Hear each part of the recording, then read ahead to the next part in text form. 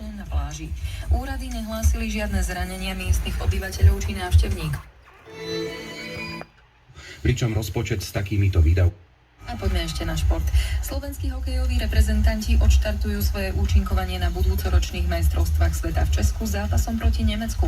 Úvodný duel v Ostravskej B skupine odohrajú 10. mája o 16:20. V základnej skupine sa stretnú ešte s Kazachstanom, USA, Poľskom, Francúzskom, Lotyšskom a Švédskom.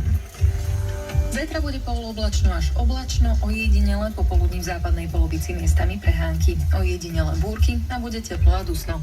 Najvyššia denná teplota vystúpi na 27 až 32 stupňov.